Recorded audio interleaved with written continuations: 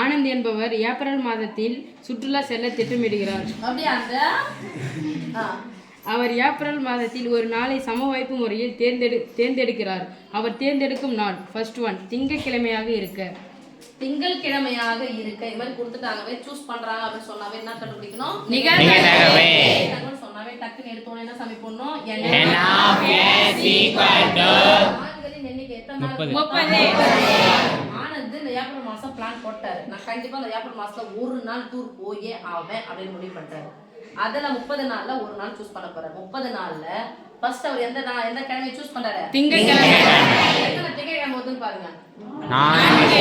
அவ்வளவுதான் சார். 4 திங்கட்கிழமை சொல்லக்கூடாதுன்னா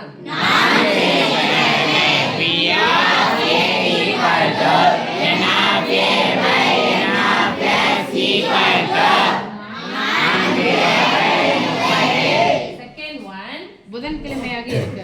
புதன்கிழமை எத்தனை புதன்கிழமை வருது? 4 புதன்கிழமை. அப்ப சொல்லுங்க.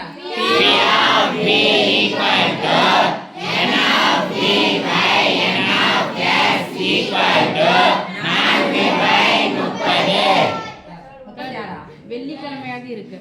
வெள்ளிக்கிழமையாக இருக்க நிகழ்தகவு எத்தனை வெள்ளிக்கிழமை பாருங்க? 5. சொல்லுங்க.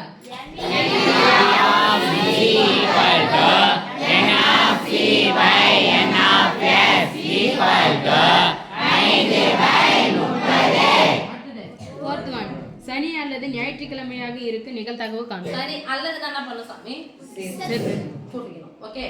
சனிக்கிழமை ஞாயிற்றுக்கிழமை. அப்ப சனிக்கிழமை அல்லது ஞாயிற்றுக்கிழமை கூட்டிக்கணும். மொத்தம் எத்தனை நாள் வருதுன்னு பாருங்க. 9 நாள். இது ஒரு 5 நாள், இது ஒரு 4 நாள். அப்ப சொல்லுங்க. PFD equal to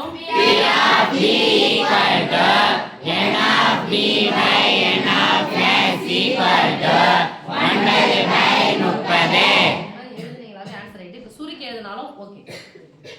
பாதியை பிரிச்சுக்கலாமா? 2/15 equal to 2/15.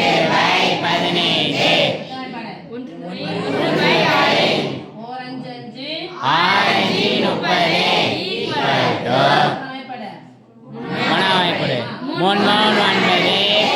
3 9 30.